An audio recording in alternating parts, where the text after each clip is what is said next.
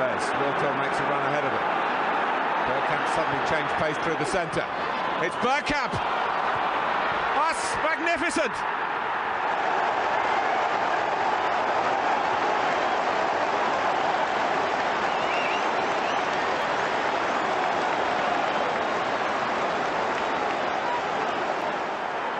The move, and then this, which left Dabby's ass totally stranded.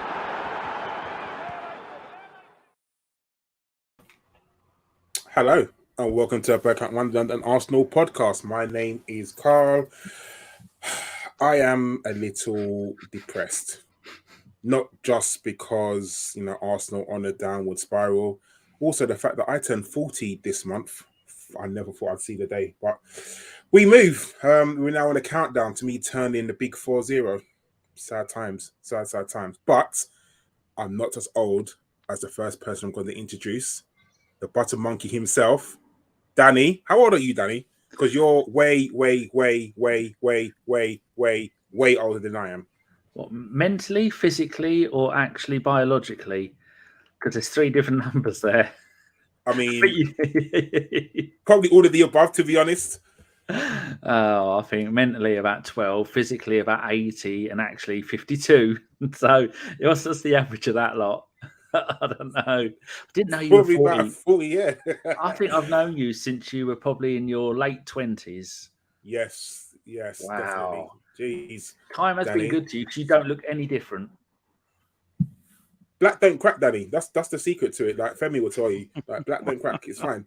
Like we're fine. What does pink not do? Pink doesn't doesn't do well in the sun. You get blisters and go red and peel. Oh God, how are you, Danny? How are you? Mentally, how's Arsenal dealing with your mental health? Luckily, I don't have any problems with mental health. It's just mental all the time. So, no, I don't. I'm fine.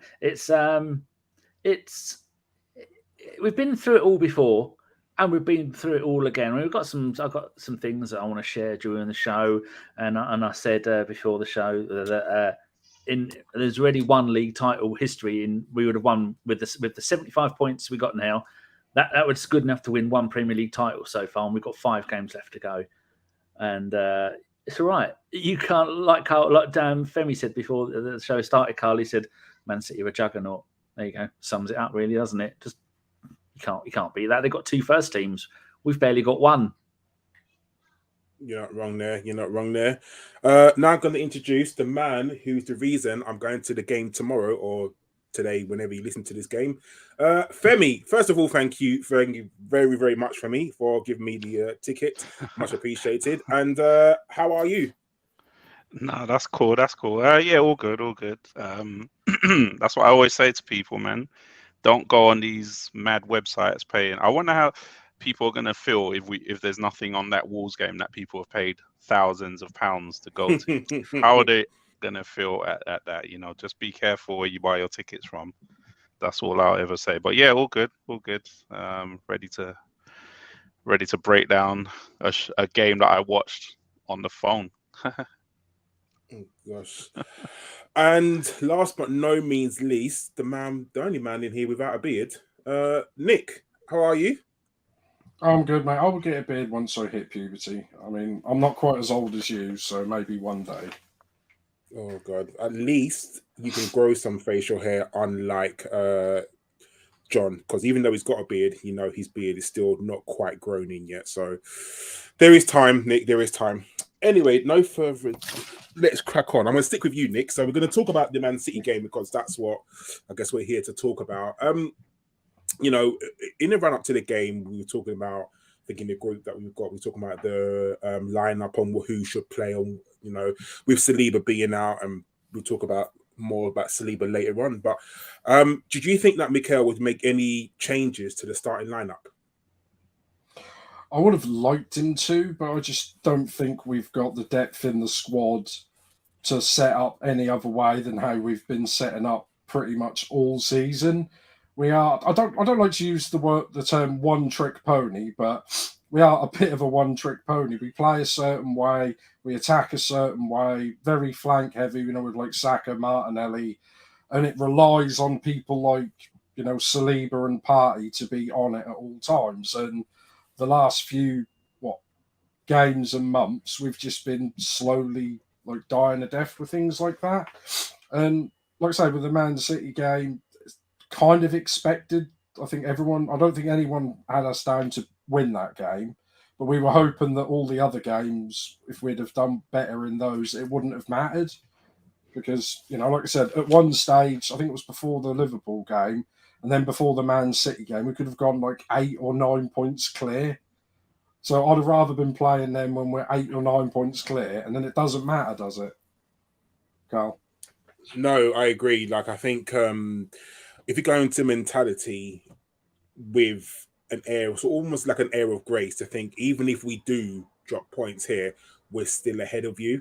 And I think it almost, and I tweeted this from the pod account, like it almost seemed like we were a bit scared to play them when we sort of, during the game in the first half, for me was atrocious, like completely. And Femi, I know you watched the game on your mobile phone because you was out, but it almost seemed like we couldn't string 2 passes together. And I think I said this in my other group. Like, I don't know if Man City are playing that good or we are just playing bad. Like, I really couldn't tell because, I mean, they changed their formation. They went practically 4-4-2, and they put KDB up front with Haaland, and I think that kind of threw Arsenal off, because if you've got 2 good players who are playing that high and their link-up play was quite good, and with all the will in the world, Rob Holding is not William Saliba. And every time you sort of saw Rob Holding the ball, you kind of worried a little bit. And now I'm not saying that he's the main reason why we lost. Not by no means least is he, because I don't think anyone sort of came out of the game with their head held high. But could you tell whether like Man City were just playing that well, or were we just playing badly? You know what I'll say? What I did was I listened, because I didn't hear any of the commentary. Look at my voice going. I'm so emotional about the whole thing. I didn't listen to the commentary, so I just had the chance to just watch the game with no commentary. So I couldn't. I just saw us getting absolute. And I watched with a Liverpool fan and a Chelsea fan sitting next to me as well, all watching on my phone while we're at a concert. Now, what I did do after the match was I listened to the Man City kind of press conferences and their comments. And one thing that is KDB said they had a specific plan for us. They literally, and you saw it as well, if you go back and watch the game, you'll see it. They literally covered him. He said him and Haaland's task was to cover the space between Partey and Gabriel, and Jack Grealish's job was to cover Ben White. So basically, as soon as Rob Holding got the ball, we couldn't do any of the tactics we wanted to do in terms of dropping Partey back to get the ball or anything like that. They literally man-marked certain spaces, not even players, certain spaces. So then they forced basically what they were saying is they forced Rob Holding to have the ball, basically. So they had a specific plan for every single player. Then for our 2 wide players, they paid a special attention to them, is what Pep said. They paid special attention to Saka and to Martinelli. So they had a plan for every scenario that they were going to face in that game. Now, as much as, Arteta is good, he's a very smart manager, he just got showed that game that Pep is still the ultimate master. He's a master. He's, as much as we've been preparing for this game, we had no actual plan, or we didn't even get to see a plan, because I was, once we let in 1 goal, I said in my mind, if we let in an early goal, it could have been any scoreline. And to keep it to 4, to be honest, we were lucky. It wasn't like it was. Ramsdale could have got man of the match, to be honest with you. I mean, yeah, you're not wrong. He definitely kept us in the game, but he also had a mistake in him, which I'm not happy about. Danny, that game did show up Mikel Arteta a little bit, just because Man City changed the way they played. I mean, they're still, like we were saying earlier, a juggernaut of a team, and no matter who they bring in, they can do a job. But do you feel that Arteta didn't do much to try and change the game. As in, I remember when we played them in the FA Cup, Arteta went man for man. He went man for man marking, and even Pep said that surprised me a lot because they didn't know how to handle it. Every time one of their guys got the ball, we was on them straight away, and it just seemed like, and there probably was, and I didn't see it, but it just seemed like there was no game plan to play Man City. Like, I don't know what we was meant to do. We weren't really playing through the middle. We weren't going wide. We weren't giving the ball to Saka or Martinelli. I think this must have been one of the lowest games where they had touches in the game, because I can't really remember either of them doing anything. And like Femi said, Pep played special attention to them. So is that a case of, like I said, Man City just playing good, or we just didn't really handle what they had for us? Oh, talking of touches, Martinelli had 11 touches. That's how good a job they did. And out of all of our players, going to what Femi said, Holding had the most number of touches of 89. The next lowest down was 68, which is Zinchenko and Margules. So I didn't know about what you just said, Femi. That is amazing. And that probably adds up to what you're saying. They had a plan, and it perfectly executed. It's amazing the fact that they go, who can't pass? Holding, make sure he keeps the ball then, and then whoever he's going to pass to, make sure he can't. And then when they have the ball, Zinchenko is going to cut in midfield, like we were saying before the show. And when he cuts in midfield, there you go. You spank it down the right hand side. I think the only excuse that Arteta could possibly have, apart from they're the greatest team in the world, probably one of the 2 or 3 best Premier League teams of ever. The excuse could be, well, do you want me to go there and defend? If he wanted to go there and defend, well, he couldn't because Saliba's out. And then Zinchenko's not a great defender. He plays, as we all know, where he plays for Ukraine.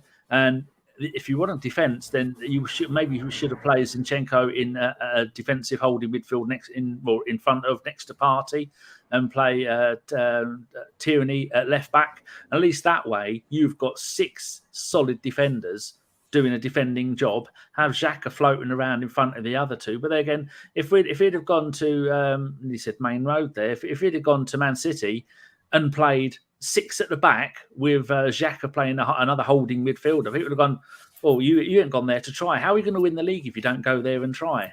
Do you reckon that's got any legs? I mean, maybe, but for me, you know you're going to be under pressure when you play Man City. You know that Pep is going to try and do something against his young apprentice. Like, he's going to definitely try and outsmart him somehow. And he did it. I mean, we're going there without our first choice centre-back pairing. And no matter how much you look at it, Rob Holding is at a disadvantage to our team. He doesn't, like we was all just saying, the plan for Man City was give Rob Holding the ball. Like, if could you imagine them doing that to any other team? Like, they're literally saying, when you give Rob Holding the ball, then we know there's no danger. So there's either 2 things he's going to do. He's going to hit it back to the keeper, Ramsdale, who's going to again kick it long. Or he's going to kick it long himself, and then he's going to, they're going to be on the attack again. So you kind of lost at what you do. And that's what kind of, I mean, that's where their first goal came from, didn't it? Like, it was a long punt upfield. I think it was controlled by Haaland, and then KDB just sort of ran from the halfway line into space, and no one attacked him. No one went to him. Everyone was running back, which I found really weird because it was only him up there. So if you go to attack him or you go to try and tackle him, he's not going to pass to anyone. The only thing he can do is pass back. So that's what's kind of annoyed me. And then he's taken a shot from God knows how far out, and he's beaten Ramsdale into the bottom post. I mean, I've listened to a lot of people, and I've seen that people saying, oh, you know, Ramsdale's not at fault there. I think it kind of is. If you have a shot, I mean, the shot for me is absolutely brilliant. Starts from outside the post and it curls right back in. It's absolutely brilliant, but no keeper should get beaten from that far out. Don't you think, Nick? Like, really and truly, he's really got to save that.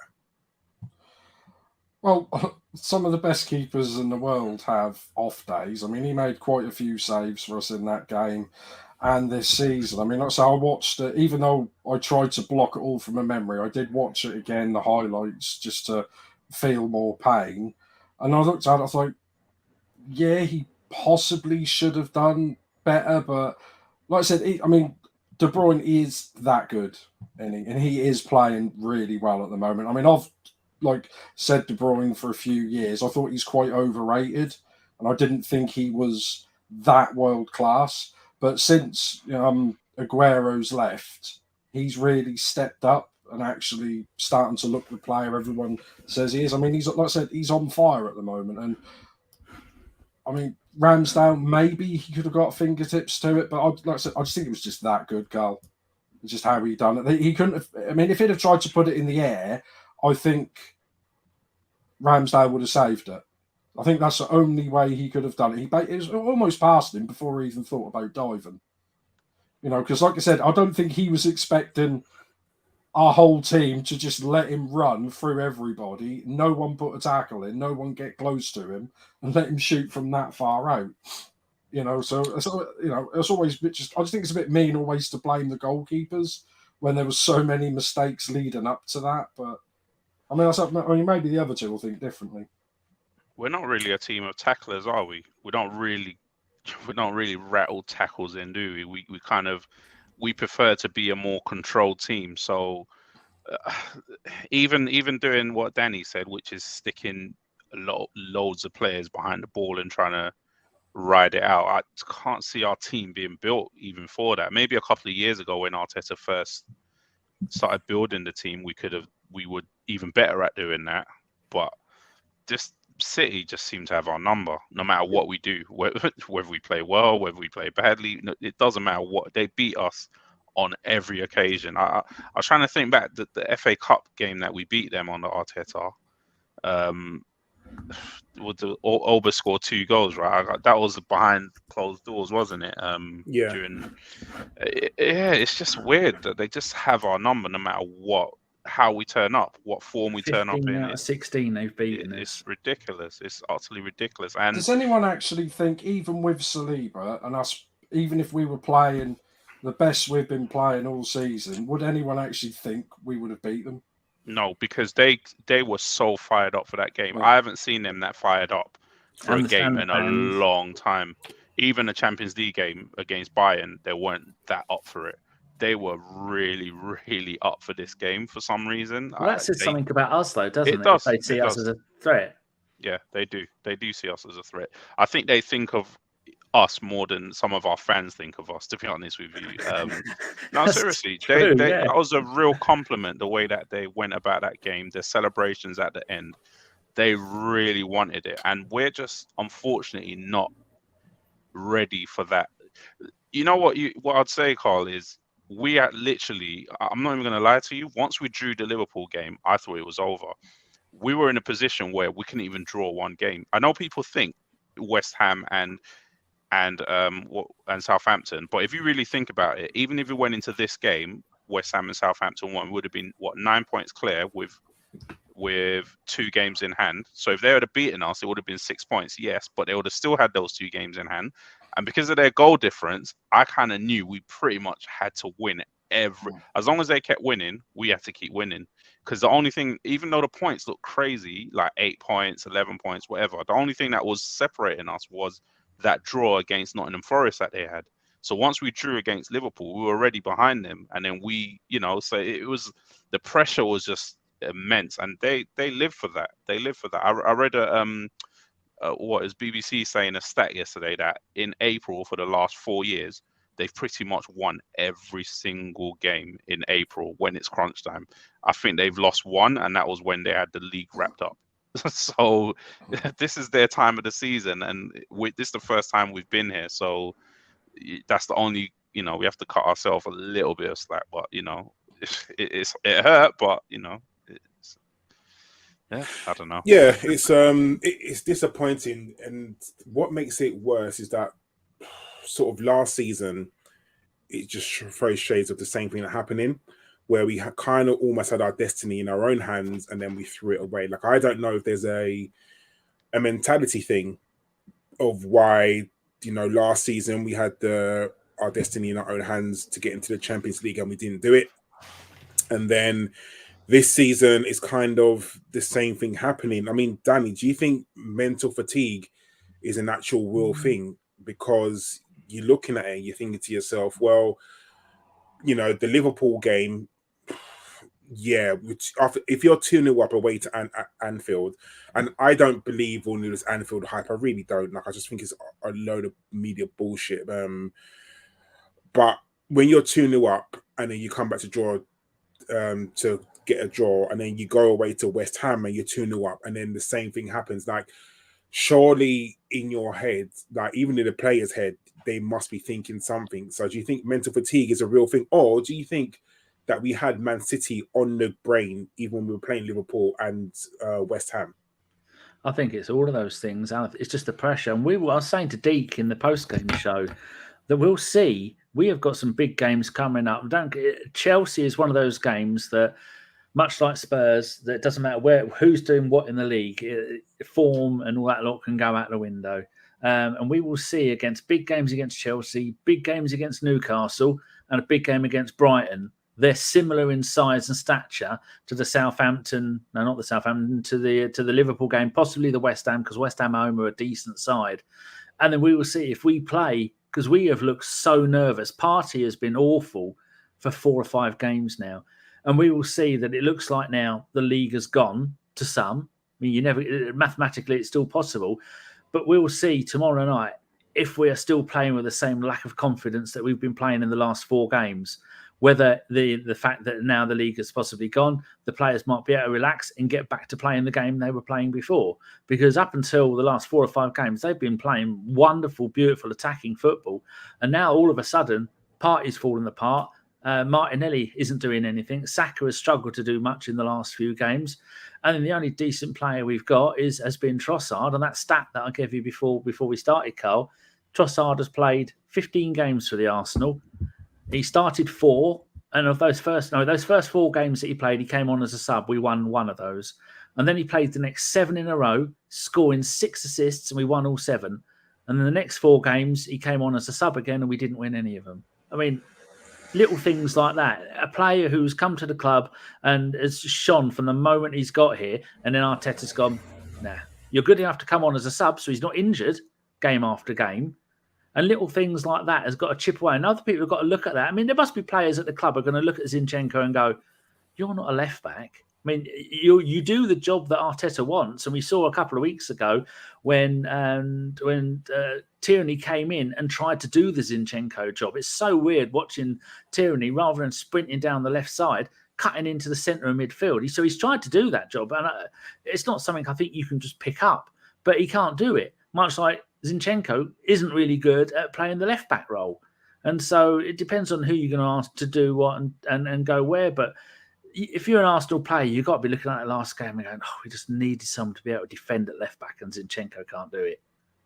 Maybe he can do it against some teams, but the gist of your answer to your question, Karl, we'll see if we play better football now the pressure's off. I mean, you're hoping so, because... I mean, we'll talk about it later. I just want to stick to the Man City game for at the moment. We conceded another set-piece goal, which is a little bit worrying, like really, really worrying. Nick, this is kind of like... Do you remember before the World Cup, we were being lauded as like we haven't conceded a set-piece goal all season, and everyone was happy, and, you know, we was being lauded with our set-piece coach being the best in the world. And since the World Cup, we have conceded so many goals from set pieces. What do you think's happened, Nick? Well, obviously after the World Cup and Christmas not out of the way, it's the halfway point. We've played everyone once, and they've learned from what we've done to them in the first game, so they're not going to come back and make the same mistakes they made against us in the second game, are they? You know, that's what club sides do. They learn from their mistakes. I mean, I remember like more horrible memories when we went out a few years ago and we absolutely spanked Birmingham in the league, and then we played them in the League Cup final.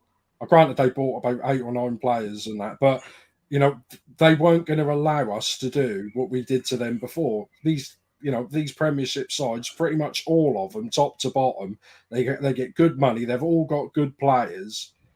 You know, even, you know, like Southampton, bottom of the league, they've got 3 or 4 decent players that would get into mid-table to top team, squads in the Premiership. So they're good sides. So they just learn from what we do. That's why it always gets a halfway point. And I just think, like Femi said, we've become predictable. We couldn't park the bus against City because like you said, we haven't got the squad, all the players or mentality to do that. And that's pretty much what's cost us the league. I mean, going back a long time to the Invincibles, what could the Invincibles not do? They could do everything. They could attack. They could counter-attack. They could defend. If you wanted to have a scrap, they'd have a scrap. They were good in the air. They were fast. They could control the tempo of the game. They could do everything. Whereas this Arsenal side at the moment, they're good fair weather players when everything's going right. It's like we've lost Saliba, 1 player out of 11 and 1 out of the squad, and everything's gone to shit just for 1 player.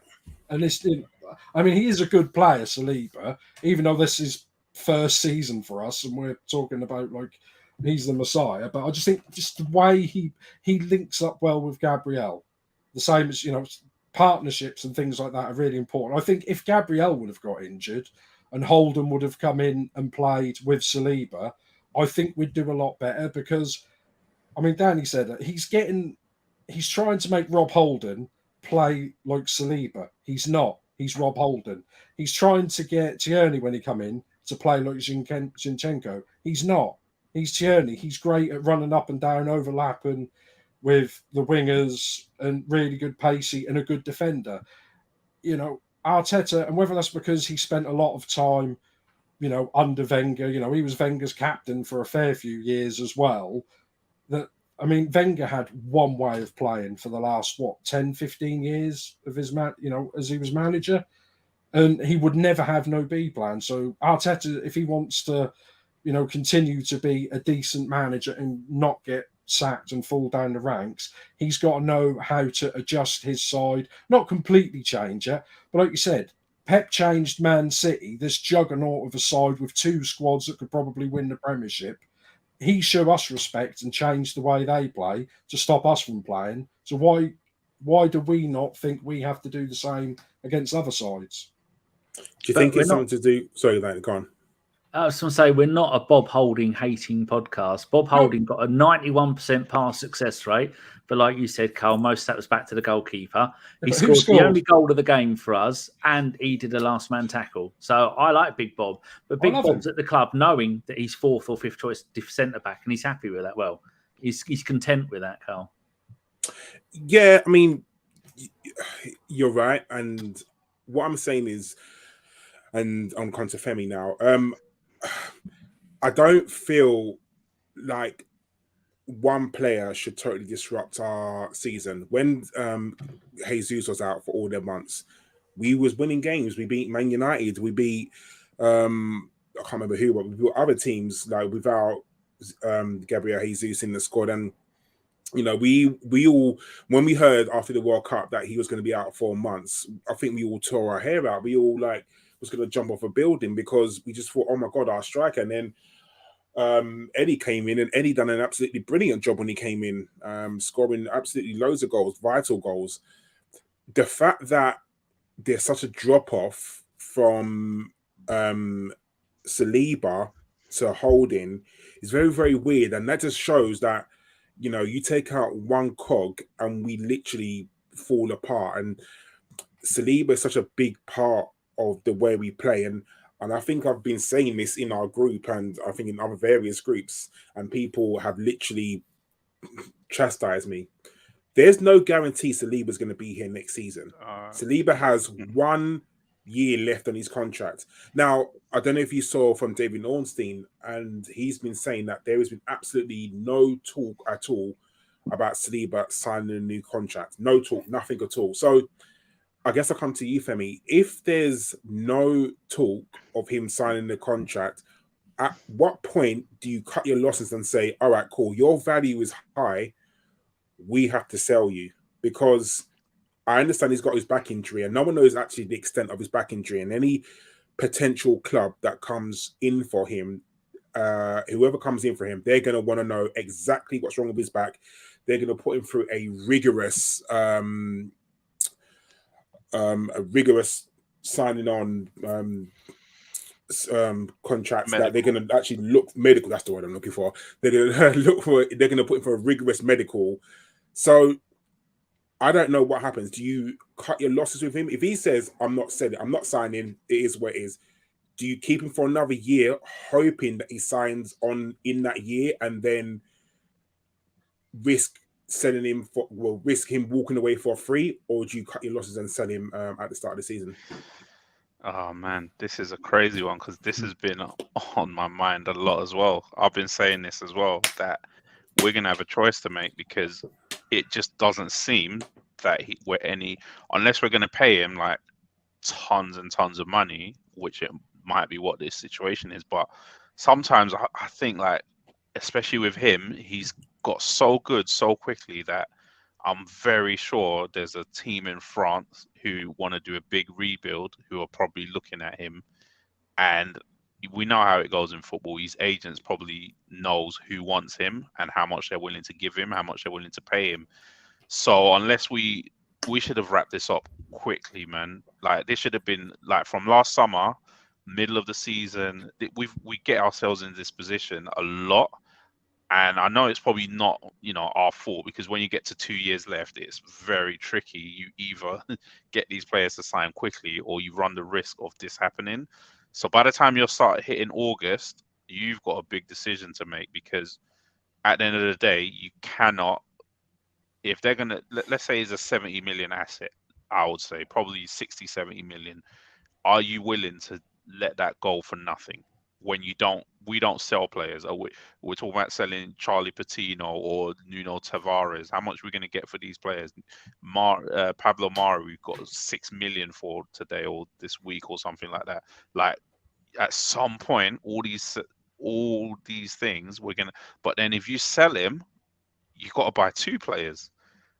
And what I would probably do is I'd buy his backup / competition first and then make a decision later in the summer, rather than selling him and then everyone knowing how much you have and then you trying to go to, let's say, Crystal Palace to buy Mark Gay, and you're being asked for a stupid amount of money for him. So we just got to be really, really careful. But I just don't think it's just a Saliba thing at the moment as well. I think a few of the players just rapidly dropped off form just randomly.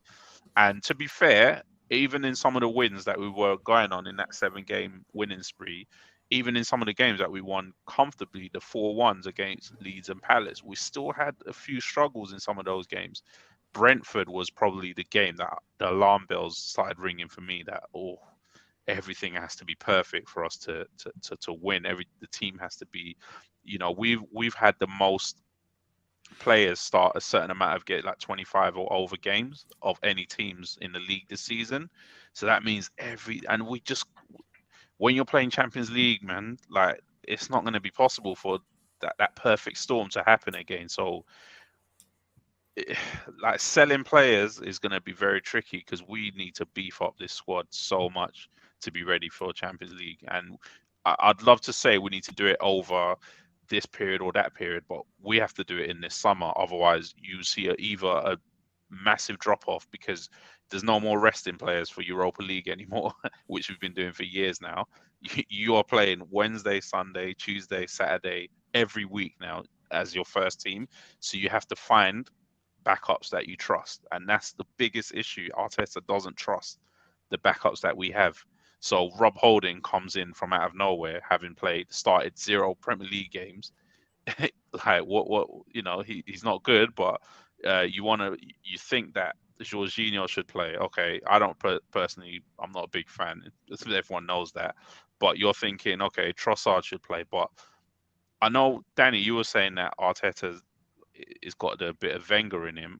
I think he's got a bit of David Moyes rubbed off on him as well from his time playing under Moyes. I think he's a little bit cautious sometimes about some of the decisions, some of the substitutions, when to make it, whether to just go gung-ho. Like, he's very, very cautious, and I think he gets that from his time with David Moyes. Does Arteta know we've got 5 subs in the Premiership now? Because he doesn't like to make 5, does he? It's very rare. It is very rare that we make 5 subs, even when we're quite high up in terms of goals. He still makes them very, very late. Do you know why I think he was bitten? Do you remember when we played Brighton and away and we were 4-0 up? Or 4-1 up, or 3-1 up, or something. We was up, and then he made like 3 or 4 substitutions, and then they came back, didn't they? And then we had to score 1 late goal to make it like 4-2, I think it was, something like that. And I think ever since then he's been bitten because he thinks if I make too many changes, the team loses a little bit of continuity. But what you said, Femi, was absolutely correct. Like next season, we're in the Champions League. We will be playing week in, week out, and we have to play our first team. That there's no doubt we have to play. So, throwing away competitions like he did this season, and let's be honest, he kind of did throw away the League Cup, and we played Man City in the FA Cup.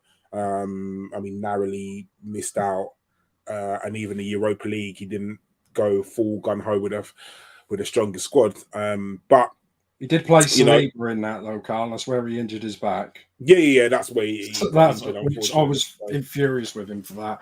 I mean, I'd just throw the whole competition. I'd have played. Yeah, but why? But you can't. We can't. I'm going to challenge you, Nick. Why? Why would you throw it away? For what reason? Because Saliba wouldn't have got injured. I know I saw ifs and buts and maybes because he could have done it in training the next day. But everyone's saying, oh, if Saliba hadn't got injured and we could see our win percentage with and without him, we could be sitting here now 11, 12 points clear of Man City. You know, and we've had it before, you know, where Wenger's tried to go for everything and ended up either only winning the league or winning nothing. And it's just like I said, our squad is not big enough to compete on multiple fronts. And of all the players that he should have known, that there's no player like Saliba in our defence. I mean, Ben White's, I suppose, maybe comparable to him. Like, you know, he's a bit more calm on the ball and a bit of a passer. But because Tomiyasu's injured, he's had to play most of the season at right back, and he's done a good job. He should have looked, well, who are the 3 players we could not afford to get injured? Saliba, Partey, and probably Saka. He could have dropped all 3 of those for those both home and away games in the Europa League and still be competitive. I mean, they all played and we weren't even competitive anyway. I just think, you know, he's with the squad we got, he should have been more selective about who he played in that competition. But then the only pushback, you can go, Karl. I don't necessarily agree because if what's the point of being in a competition if you're not going all out to win it? Like, there was no guarantee we was going to win the league, and it was very freakish that Tomiyasu and Saliba got injured in the same game. That could have happened in a game against Fulham. It could have happened in a game against whoever. It makes no difference. I feel like if we had this mentality where we're going to start not playing our strongest teams in certain competitions, that mentality can carry on throughout seasons. So we have to learn. It's like Femi said, you can't just throw someone in cold. We have to learn to adapt. We have to play 3 competitions, 2-3 times a week throughout the whole season. If you have this sort of mindset where you're only going to concentrate on one competition, I think that sets a bad precedent.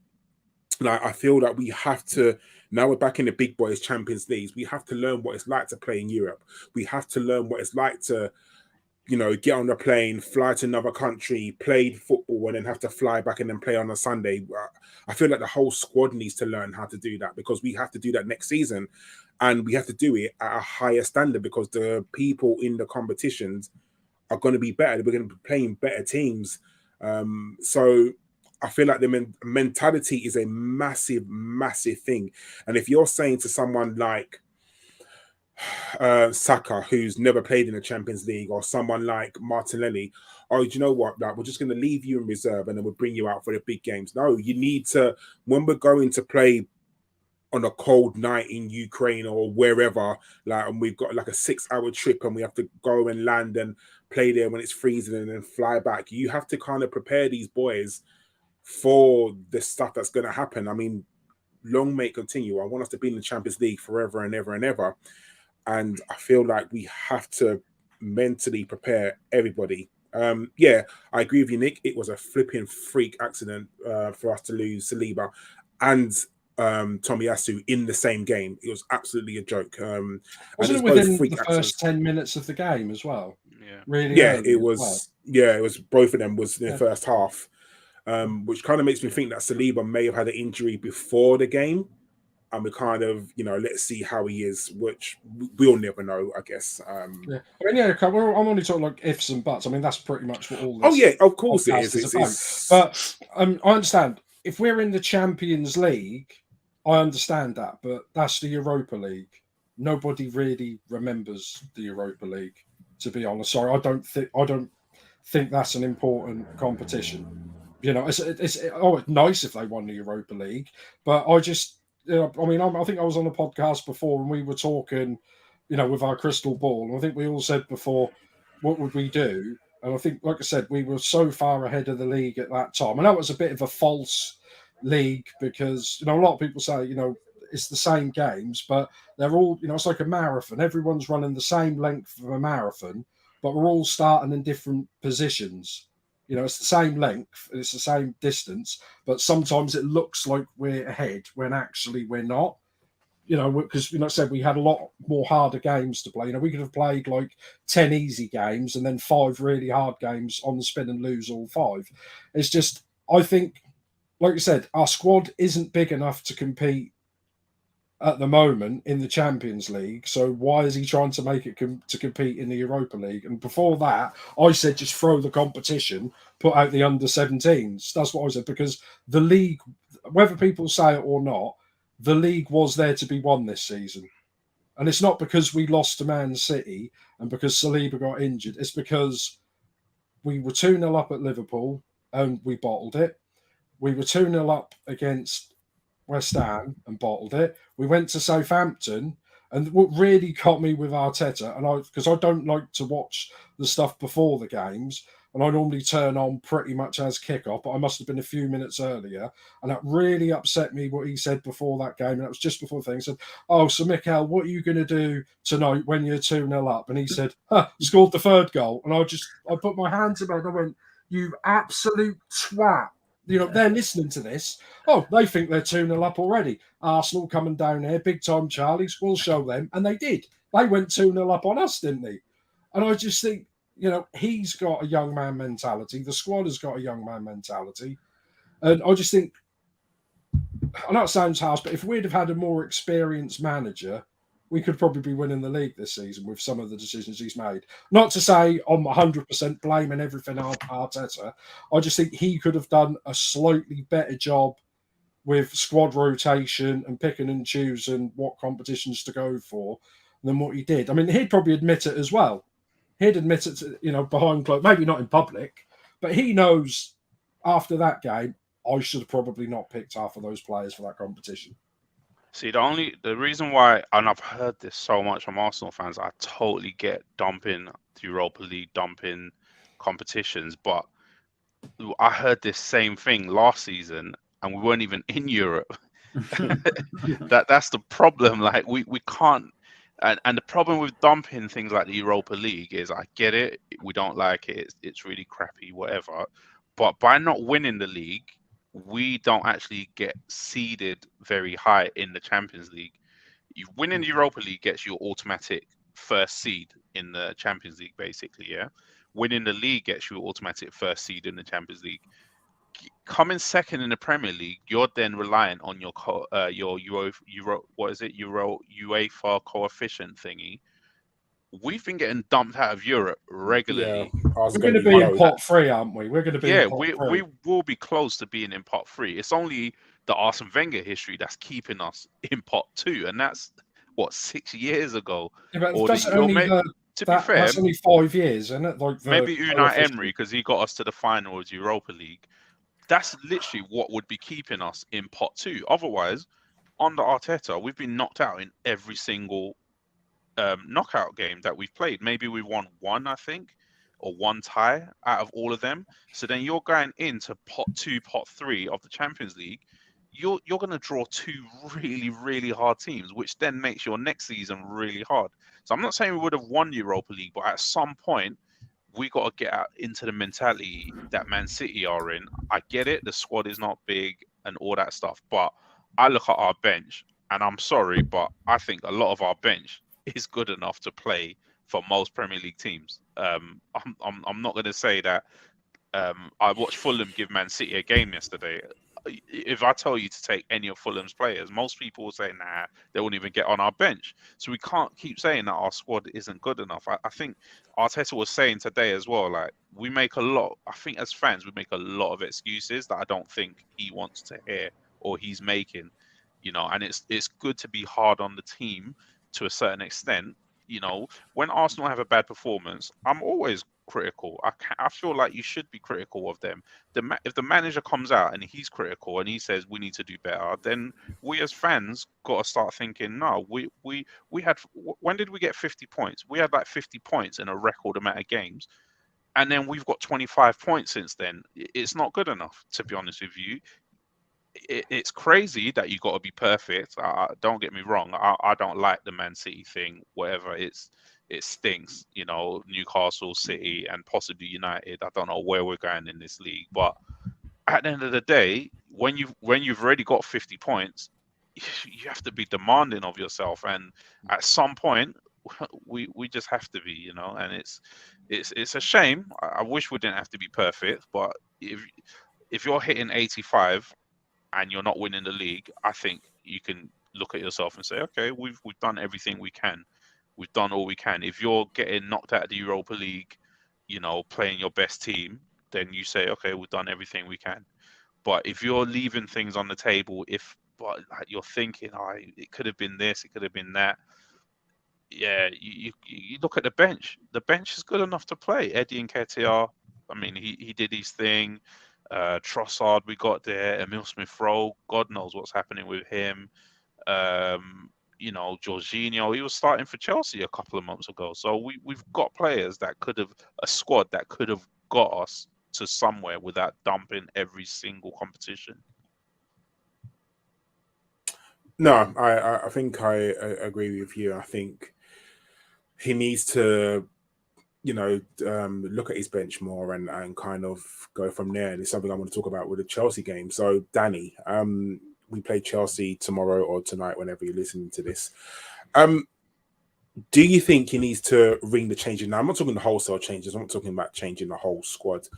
But do you think there are maybe certain players that need to maybe not start this game, or some players that have almost earned their right to get a start, the likes of Trossard, like he was talking about? But then the problem is you put in Trossard, who do you take out? Just looking, Chelsea have won 1 in their last 10 away Premier League games. They beat Leicester 3-1. That's the kind of thing we're up against. I would just keep the same team we've played all season. Don't change it, because now is not the time to go changing and gambling and throwing all your cards in and asking for a whole handful of new cards. Now isn't the time to do that. Now is the time just to go carry on doing what you've done all season. Chelsea are rubbish. The only time that you can make an exception to that is maybe playing against Man City, because you do need something fresh, something different.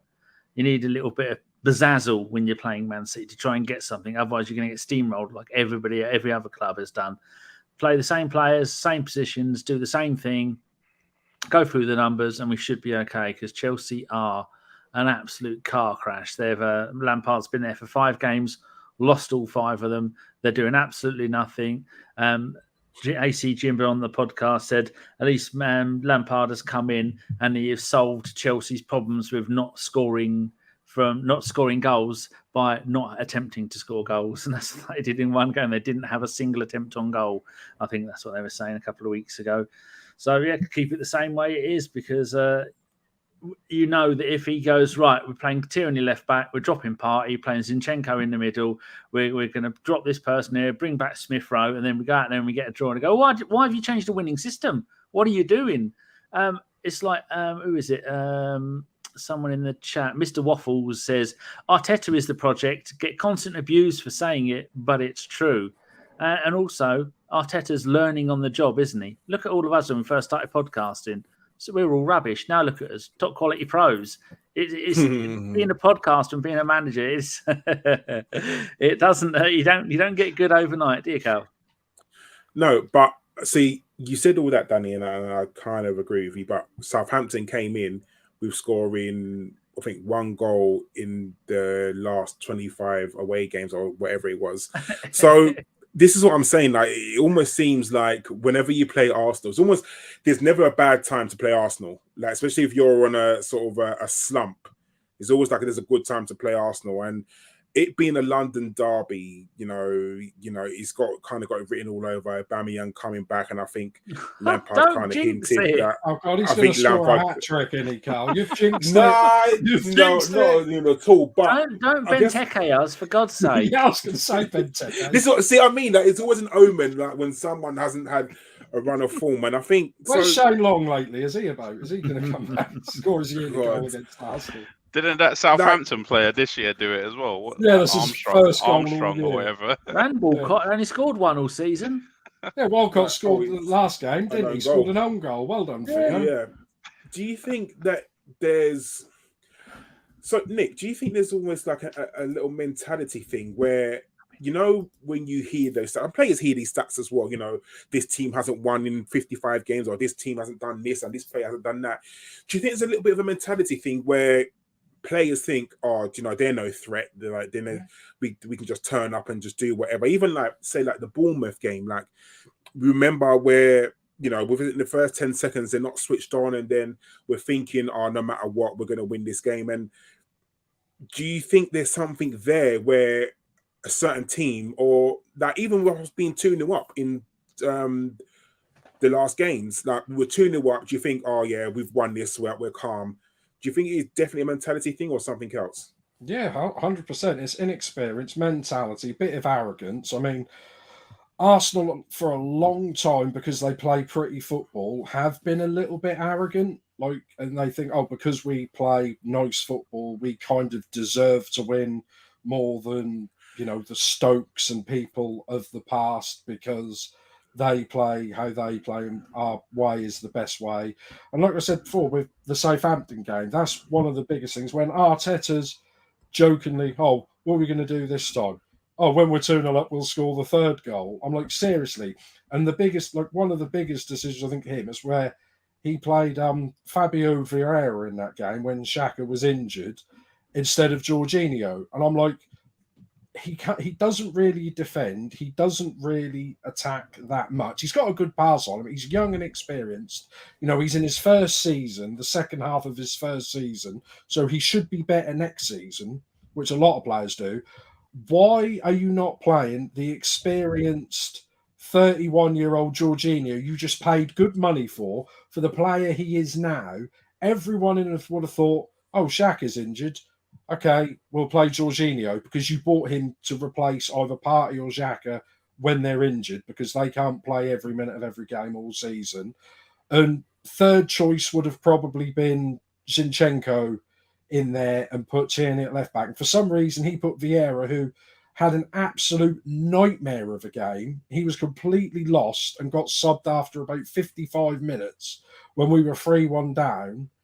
And I think that's, you know, those are the kind of decisions, you know, that Arteta has got to learn better at. Because, like, I've always said it before, Man United were always, under Ferguson, flat track bullies.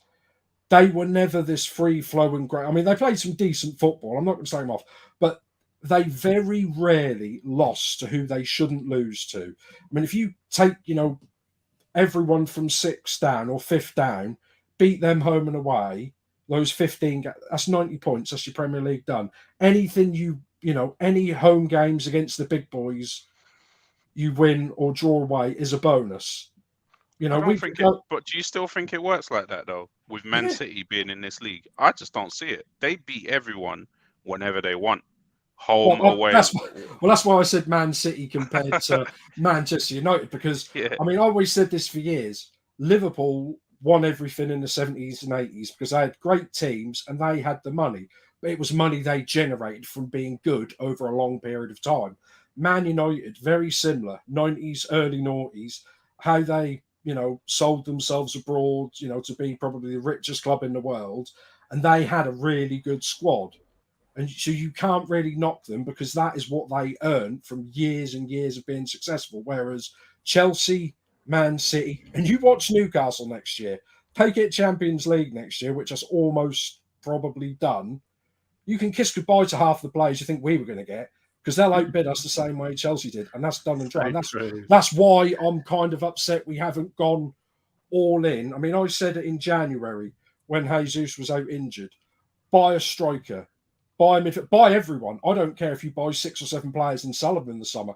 Go for it because you never know when a chance like this is going to come along again. But like I say, Man City, everything Manchester City have done and Chelsea have done over the last 15 and 20 years is bought and paid for. It's plastic and it's fake. And it's not, he's just bitter because of that. No, it's just true.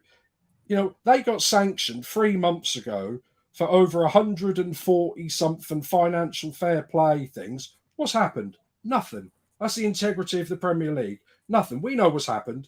They've called the solicitors in. Brown envelopes have gone around. People have shut up. They'll probably end up with a cheap fine in the summer and that'll get hushed away. It's just absolute fake, man. And I know we all rip the piss out of Chris because obviously he's Chris. That's the faults of Nick and not the faults of Bergkamp Wonderland podcast. Just thank you very much. But we all give Chris grief when he calls Pep a fraud, right? But I see what he means. He goes to Barcelona, the best side with all the money in that time. He goes to Bayern Munich, the best side in Germany with all the money. And then he comes to Man City, the best side with all the money. And when he's finished here, he'll go to PSG and he'll be the best side with all the money in there. And he'll retire and make out he's some Messiah. It's easy to be a manager when you've got unlimited money. The same as when Arsenal called Mourinho a checkbook manager. He is. What's he done where he is when he's at a club where he hasn't spent all the money? He's struggling with Roma. I mean, I'm glad he struggled with Spurs because everybody struggles with Spurs. But that's just what it is, mate. It's just all fake crap with Man City. I think they are a very good squad. And even if, the reason why I kind of will give Pep a little bit of credit because you look at Chelsea have bought how many odd players and they're still shit. So you kind of need a good manager to get the players that you have gelled together and working. So, and I'm not saying that you could put Pep in Chelsea and get them playing. You probably could. Actually, you probably could get them playing. But Chelsea at the moment are a club, I guess, without substance.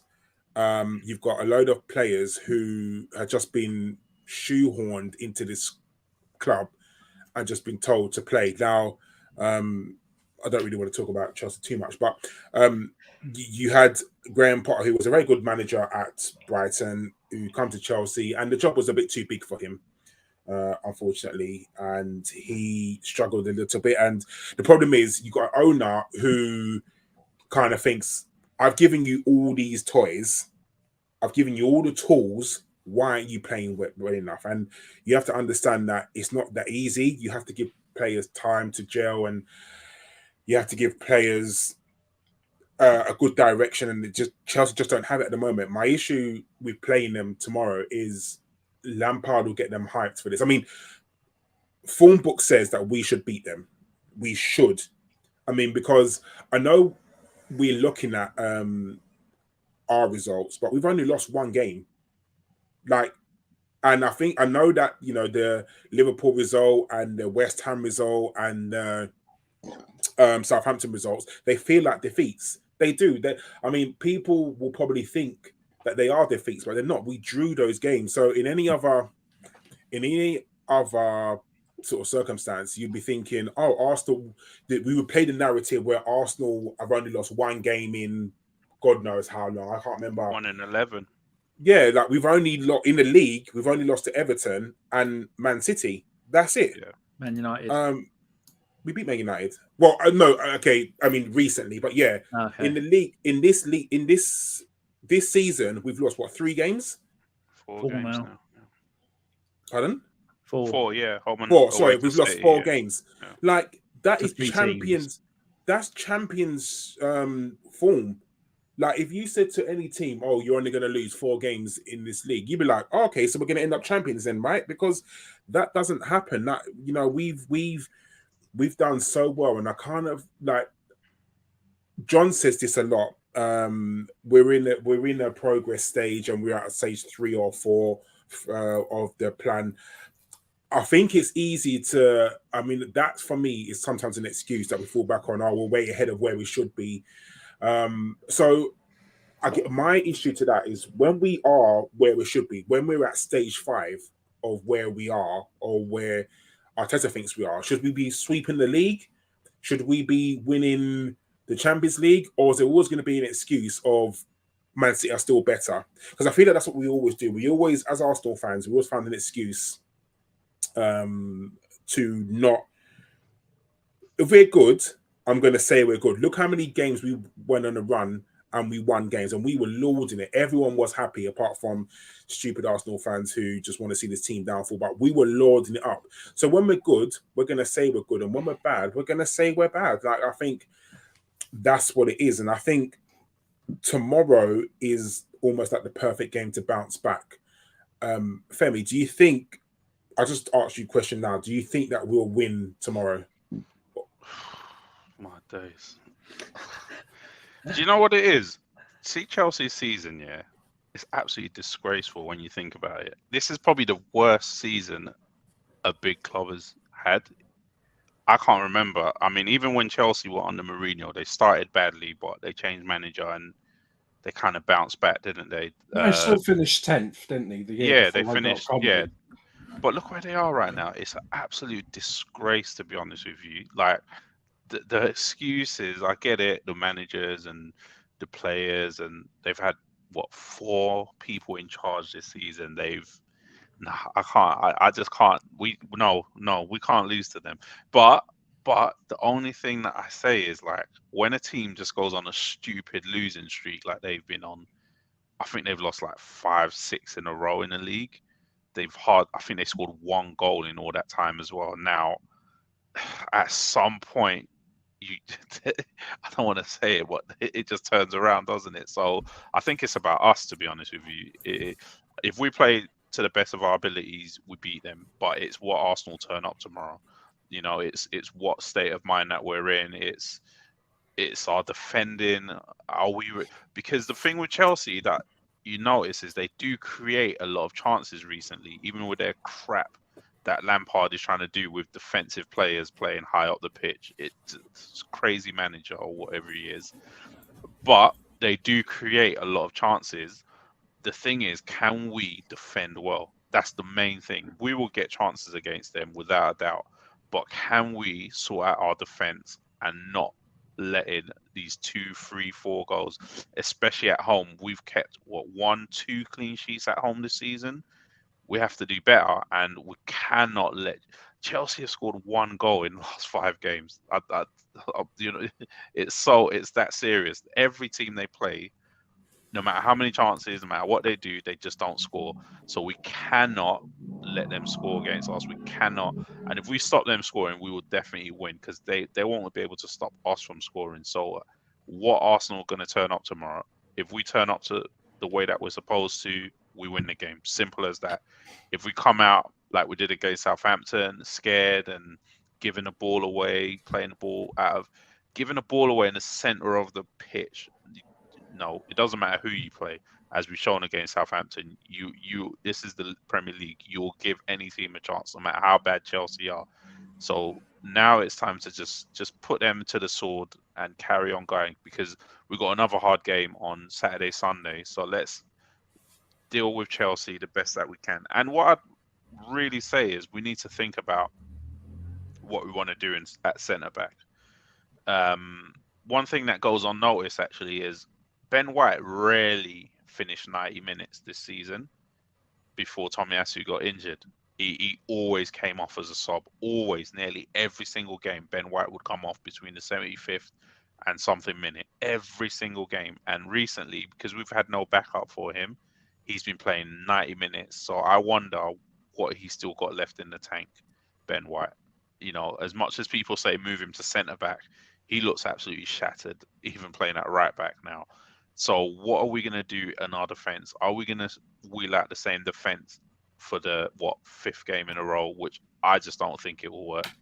I think there's something not meshing with that defence. There's a chemistry that just doesn't work. We can keep doing it over and over again, or we can make the change before we go to James's Park. I don't know what the solution is, but there must be something we can do that's different to what we've been. You cannot continuously let 2-3 goals in. It's just not sustainable. I mean, Danny, there's this age-old myth that you can't play 2 left-footed centre-backs, but you can play 2 right-footed centre-backs, which I don't know where that myth came from. We haven't seen much of Kiwior, to the best of my knowledge. He's played like 2 games, hasn't he? He came on. I know he played in the Europa League against Sporting in the first game, and then he came on against Liverpool in the dying embers to try and hold it. Would you risk? I mean, we hear that Kiwior can play sort of left back, right back, holding midfield. Why would you not give him like a chance to play at centre back, even though he is left footed? I don't like that thing where they say teams can only play. We can only play. You got to play 2 left foots, but you can play 2 right foots, but you can't play 2 left foots. I don't know where that's come from, but I wouldn't want to test that theory or any other theory at home to Chelsea. We hate them, they hate us. We've just got to play a normal game and let them do that. If you want to try something like that, we've got Forest coming up, our penultimate game of the season, and maybe even the last game of the season, Wolves. These are the type of games where you can test stuff like that, where neither of these teams are any good at scoring. They're not decent teams. But our next run of 3 games, Chelsea at home, Newcastle away, Brighton at home.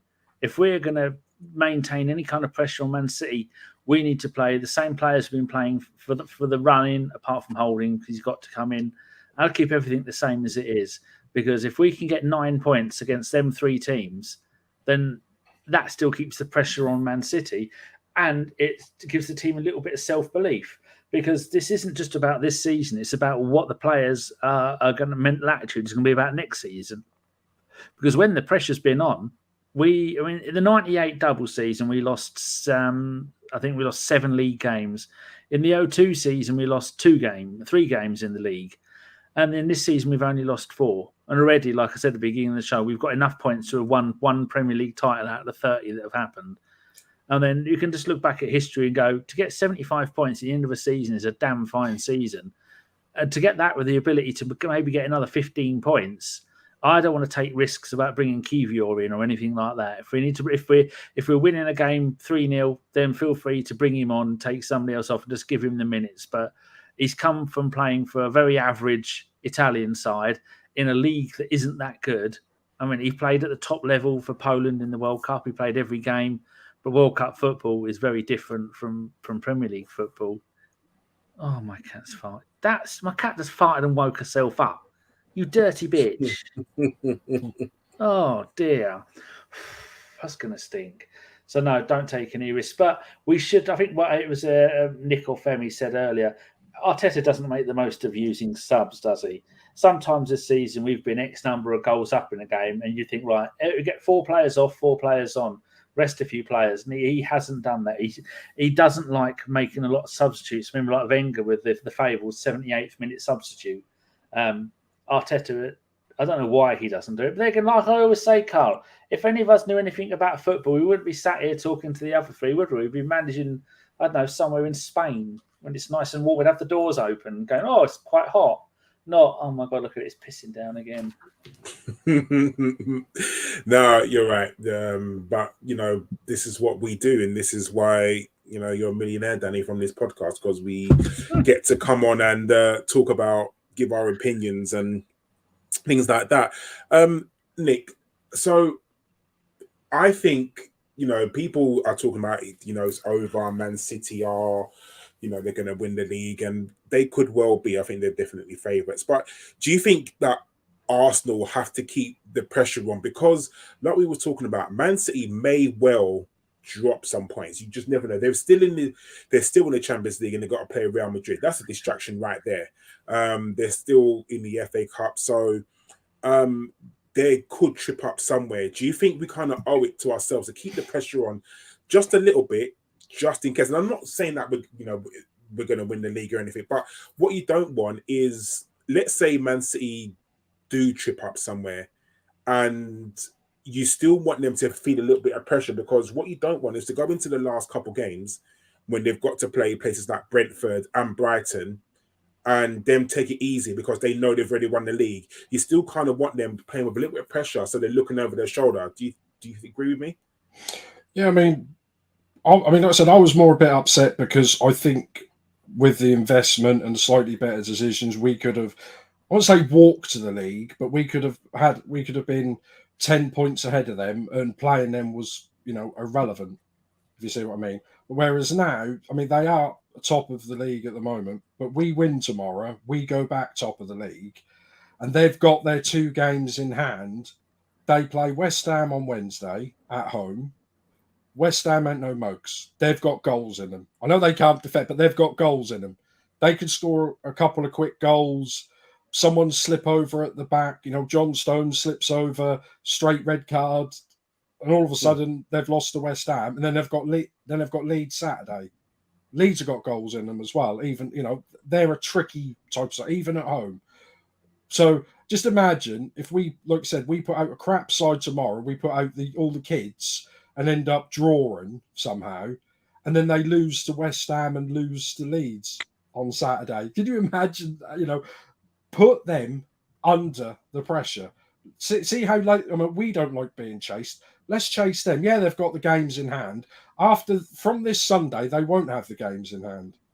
So let's just put pressure on them and see what they do. So I'll tell you what, they looked good against us. They could have easily drawn that game with Fulham on Sunday. They could have easily drew that game with Fulham. And like I said, they've got Madrid coming up twice. Like I say, it is the end of the season. They're probably going to have, maybe suspensions, a few injuries they don't know about. There's still another couple of twists and turns left in that. And shut up, Loki. He says, I love's a dream. Danny, did I not say we would finish second this season at the start of the season? And did I not get laughed at? You do, well, the video is up there on YouTube, our pre-season predictions. Yeah, I mean, I said on there, I think we'd finish second. And I put money on us to finish first, but I didn't cash out because I'm an idiot. But like I said, all these people are moaning that we're not winning the league. Weren't last year they saying, all I want is for us to be competitive, having a go, trying to get into top 4 and trying to win the league. We're doing that. Now they're moaning. And then those are the sort of people, as if we do win the league, well, all I want us is to win back-to-back leagues. You just can't, with those people, you just can't win. Football is horrible. No matter what you do, nothing's good enough. The end. But you know what? The only thing I'll say is I remember when the fixture list came out and April just screamed out to us, didn't it? I'm trying to find a message. February. Yeah, it just screamed out, man. It was just like, what is this? I don't think I've seen a tougher month, because when you're coming off of Liverpool, Man City, and then you go, let's say Chelsea were in form the way they should be, then you go Chelsea, then you're going away to Newcastle, and then you're going to play Brighton. It's tough, man. So even though we want to keep the pressure on them, we now need to play back to our best level to win these games. To go to Newcastle and win, I don't really like looking past the next game, but if you're looking at Newcastle away, they've lost one game at St James's all season, and we saw what happened at St James's last season. It was basically almost the Man City game, basically. Just say, Femi, when you say we've got to play best to our best level, do you mean we've got to play really well and everything float? Or do you mean we just got to get the points? I don't care how we get them. I don't care if that's a scrappy I don't think game and we win 1-0. I don't care. Just get the points. But the thing is, I just don't think we can play scrappy games. As we True. The thing like against West Ham and Liverpool that we saw is when we were free flowing, playing our best football. That's when we were dominating that game. As soon as we stopped playing, and the other teams changed it as well. When we went to, they were like I mean. That really infuriated me when everyone just tried to blame Xhaka again for that Liverpool game. I was like, No, Liverpool had already started turning the screw before he got shoved to the ground and got booked for some reason. But that's the thing. 2-0 is more dangerous than 1-0 because you think, oh, do we keep going for the third goal or do we sit on what we've got? But if we sit on what we've got, we're inviting it on. That's what I'm saying. That's just the team is not, that clever to play at all different styles, is it, Femi? If we're playing our free-flowing football, everything's going well. Martinelli scoring, finishing his chances, Saka's finishing his chances, we're winning. If we're not playing free-flowing football, we're not finishing our chances, we're not winning games, are we? Yeah, we've set up the season to play in one way, even from pre-season. That's why Pep kept saying from pre-season he knew that we would challenge. Since pre-season, we have played the exact same way. We cannot, at the moment, play different styles. We're not that evolved yet. We probably will get there. But remember when, like a year ago, I think Arteta, when we were playing decent football, he's saying, yeah, we had planned for this from like 6 months ago. So they kind of plan in blocks. So your next stage of planning might be then to, okay, if this is the situation, if we're playing away to Real Madrid, we're not going to go to these teams and totally dominate the ball and dominate them in a way that we do to 90% of our other games. Nearly every game that we played this season, we've had more possession. We've dominated the territory. We dominated areas. I think Brighton might be one that we didn't. Leeds away in the second half. But even Man City let us dominate the ball and dominate the territory because they knew they had a plan for us. Other teams, we do it because that's just how we... But they let us have the ball because they know we haven't got the players to do it. It's not that we cannot get the ball. But Madrid are not going to let us have it, are they? Yeah, other teams don't want us to do that. Teams like Man United didn't want us to press them into their box for like 30 minutes of that game where they couldn't even get out of their area, and we had like the most touches in the box of any Premier League game. That's the way we want to play, and we need to get back to doing what we want to do and imposing ourselves on these teams like we did in the first 20 minutes of the Liverpool and the West Ham game. That's the only way I can see us winning against especially Newcastle and Brighton. Do what you have to do. That's what I said tomorrow. If we play the way we're supposed to play, we win the game. Yeah. No, I think that's all valid. I think if we thought that every game was a final before we played Man City, I think running up to the end of the season, I think every single game is a final because, like we were just saying, I think we have to put pressure on Man City. We can't let them go into the last 2 games of the season with it already won and them have no pressure on them as well. We have to give them a little bit of pressure and a little bit of worry to think, oh, if we slip up here, Arsenal are ready to jump in. And I think that's something that we need. I think the number one objective for the season we've kind of already done. We've got into the Champions League, and I think that's going to be something that we're going to have to adjust to because there's going to be a lot of players in that squad who haven't played Champions League football before, and it's going to be a huge adjustment. And I think there's a lot of things that we need to get first. So just before we do listeners' questions, I just want to talk about something that we do all the time about maybe signings that potentially we could be making or positions that we need to sort of sign. So Dan, I'll come to you. In just looking at it, what positions do you think that Arsenal need to sign in next season? So just the positions, not the players, just positions that you feel that we need to improve on. Well, it depends on which route Arteta is going to go down. The Pep route for years has been the no main striker. I mean, Aguero was the man, and then for about 3 seasons, Aguero wasn't the man, and they were still doing wonders. Liverpool have changed the way they play, and now they've gone back to going. They bought that Diaz, and they bought was it Nunez? They bought them in as big strikers, and they've been injured, and they're still scoring goals. And now Man City have gone back to we have a big man who's already got this season got 50 goals.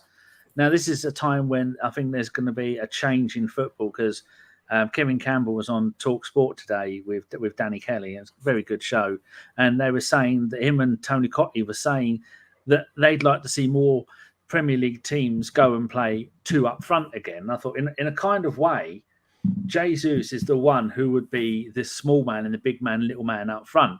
Because then Odegaard spends most of his time dropping deep into central midfield. And we are always the one about the player that we can lose out of the team is going to be Xhaka. Been magnificent for us this season, but going forward, I don't think he's in Arteta's plans. So have a Partey and Odegaard as in midfield too, and then you can have two strikers up front, because we all know that trying to get top quality defenders at the moment is really, really hard. You go through phases in football where no one has really good strikers that's banging in the goals, and then you go through eras where you have really top quality centre backs, and then you go through era again like now where trying to get really world class centre backs is so hard, which is why we need to keep Saliba. So I think Arteta's got to make his mind up on the style of football. Is he going to copy what Pepper's doing, and then have a main man and put everything through him, have a big lump up front? Then we get the bloke from Brentford if he doesn't get done for the game. Or is it Brentford? Yeah, Ivan Toney. Ivan Toney. Yeah. Get someone like him who is just like a goal machine. But we've seen for years that that's what Leicester have done with Vardy. He's been the main man up front, having one main striker, and had other people playing off him. So I think it all depends on the formation that we play. But we do need to replace Partey. We need someone who's going to stay up front, who is going to not do what Jesus does and be all over the place. It's annoying. We saw, you compare them in the Man City game, compare the heat map of Haaland and the heat map of Jesus. Jesus is more like where you would think an 8 or a 10 would be playing, not as a 9 where Haaland was playing, although a lot of the time Haaland was wide. So depends on what he wants to play with, but definitely centre back, definitely a right back who's going to be fit, definitely someone who's going to score you goals as a striker, not as someone who's all over the place covering every blade of grass like Sanchez used to do. So I think it's going to be those three things. But is there going to be a change in football where we're going to be playing the two up front again? Because I think at the moment, if you play two decent strikers up front, like Man City have seen, with just one, you can run away with the league and score 50 goals a season a man. But he's a phenomenon, isn't he? Yeah, he's a little bit of a freak of nature. Definitely. He's still only 12 or something. It's scary to think how good he definitely could be. I mean, Femi, I've literally just seen that we've been linked with Vlahovic again from Juventus, and Danny said something that's kind of piqued my interest. I said this at the start of the season, that we need to change the dynamics of the striker. Like, it's all well and good having Nketiah and Jesus as little strikers, but when you need to change it up, we need I always said this, that we needed a tall striker, and I mentioned Dominic Calvert-Lewin, but obviously that man has more injury problems than anybody I know. But do you feel like we need a tall striker to change it up, or do you think that even not to change it up, do you think, I mean, I know Gabriel Jesus came in as this marquee striker, 50 million, but do you feel like if we got a better striker than him, then he could possibly be benched or even play in the number 10 role, because he's everywhere, because he's always, all over the pitch? Could he benefit from playing off someone, like someone push further forward and then him doing all the running? It's so hard, man. We definitely, first question, we definitely need a different focal point. I would definitely take the risk on Ivan Toney. His numbers are ridiculous, not just for this season, for last season as well. And to be fair, he gave us the most trouble, apart from Haaland, of any striker we've come up against this season. For me, seeing him at the game at the Emirates, he absolutely bullied our centre backs, especially Saliba. It's in the first half. ready as well, Femi. In the first half against Saliba, he bossed him so much, and we did well to keep him at bay, even though he did still, he dominated us. And I haven't seen, he reminds me so much of a mini Drogba, like, in that way, but I don't know about Vlahovic. I can't really say I've seen a lot of him even before we were linked to him before, let alone now. I'm not really a watcher of Serie A, and he didn't really pull up any trees in the first half of the season when they were in the Champions League. I know they've got better recently, but yeah. Second question about Gabby Jesus. He's going to have to go back out wide, isn't he? To be honest with you, if we're looking at that, if we're looking at not getting a wide player and getting a striker, he's going to have to go back out wide, especially because we don't really play with a number 10 unless you're planning on changing the whole system. He can't play in one of the 2-10, the 2-8 roles that we play. So he's definitely going to have to go out wide. But I mean, Saka's just a freak. He doesn't miss any games. So you've got, it's a lot of juggling to be done this summer. Like, I don't envy Edu and Arteta. It seems like it's going to be easy to do everything, but it's going to be really tough to balance everything out. No, I agree. I think that, so in my opinion, I think we need another centre back, and I think I feel that Holding's time may be done at Arsenal. I think if you get another centre back, you could possibly pay, or even a right back. I think we need a centre back and a right back, because if you're going to play Tomiyasu at right back, you push Ben White back into centre back and have that partnership. And I think a lot of the rides also on Saliba. I think people are seeing the world through rose-tinted glasses on the fact that they think Saliba is 100% going to stay. I just don't know. I honestly really just don't know, because if you've only got 1 year left on the contract, you can't just sit there and not cash in on him with his value so high. But then the only thing is, though, like Danny said, how many centre backs in world football are you getting for the price that you sign him for just for a new contract? So we're better off breaking the bank if we have to. And I think that's what it's going to come to. We're just going to have to pay him what he wants. If you're going to pay him 200, pay him 200. But that's if it's down to money. It could be the point where he wants to. He might just want to go back to France, so he might just want to.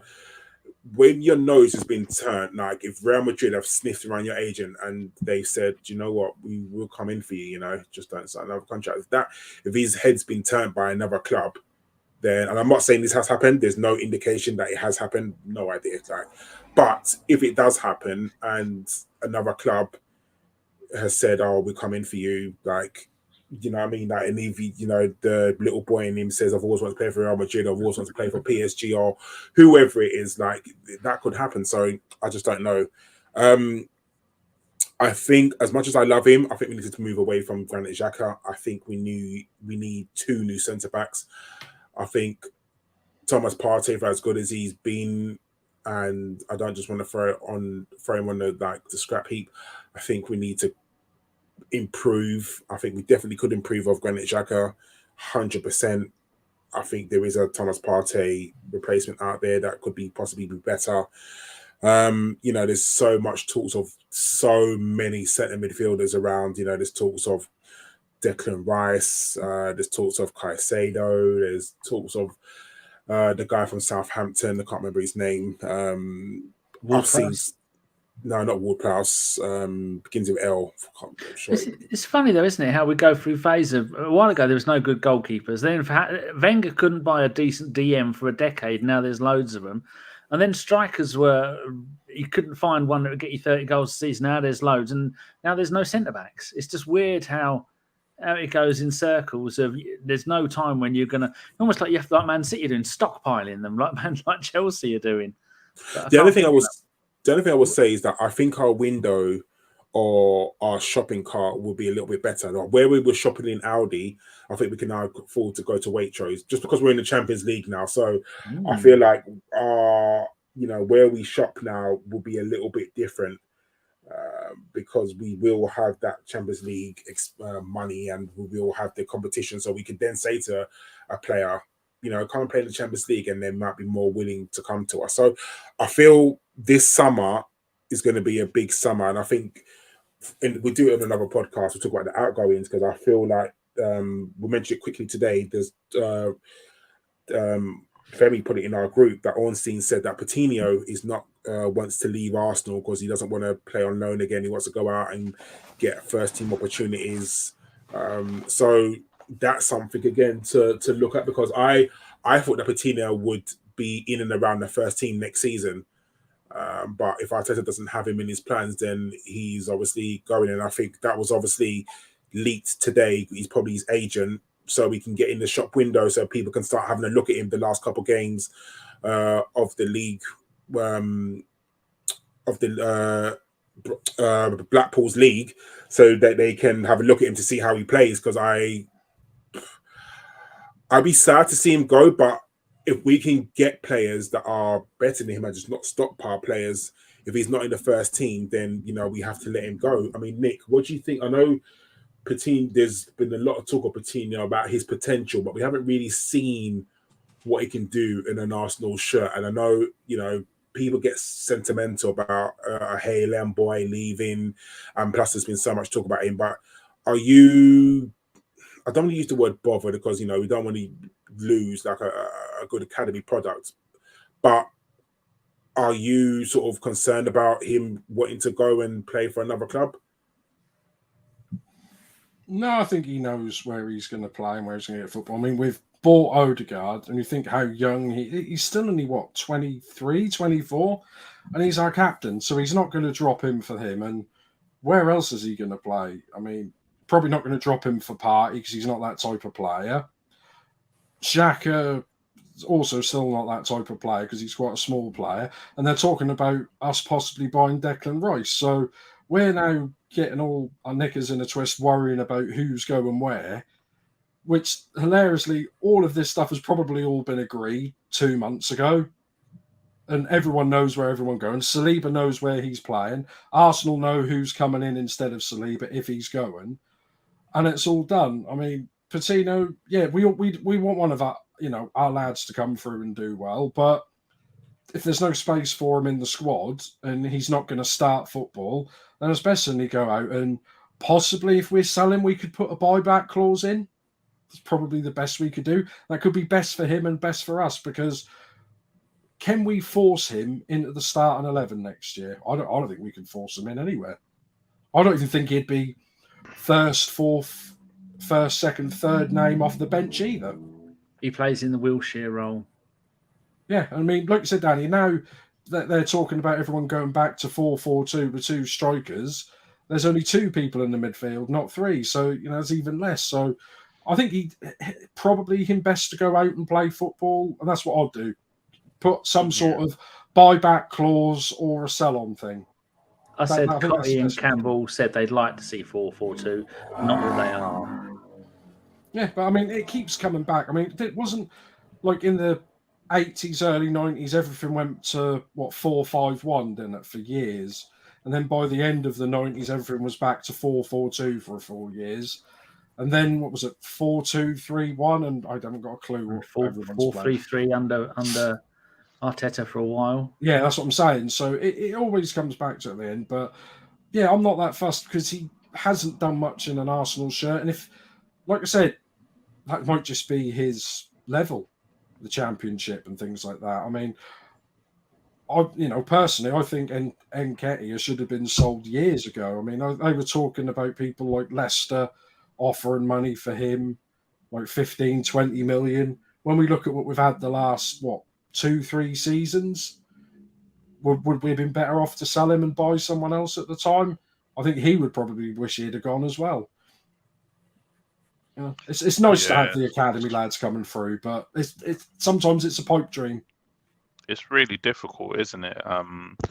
You're going to see the same thing with Balogun as well, where it's a really hard balancing act. Where if you want to maintain Champions League football, at some point you're going to have to buy Champions League level players. Now, let's be honest, we've been buying decent players to fit into a system, but we haven't bought world-class players in it.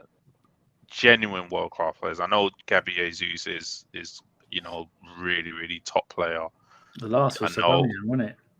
Zinchenko. Yeah, I guess so. Yeah, you could say that. Yeah. Aubameyang was probably one of the bigger signings we've made in the last, not even in the last 10 years, probably in the last 20 years. I mean, I think there's only three: Ozil, Aubameyang, and Alexis Sanchez. Yeah.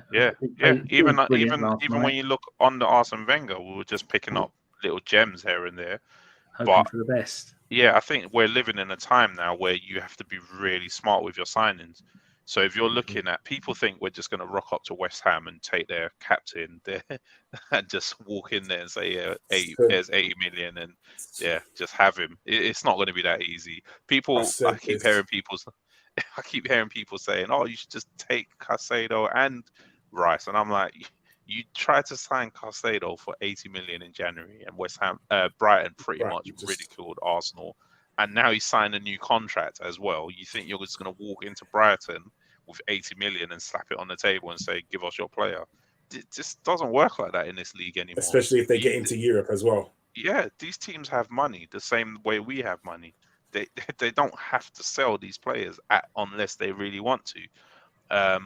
I don't know what Rice's contract situation is, but West Ham are not exactly going to be bullied. Yeah, no, he's got one more. So this is his last year going into next year. So, but then there's rumours that he had another extension, like built into his contract. So it's like you've got to offer West Ham what they want.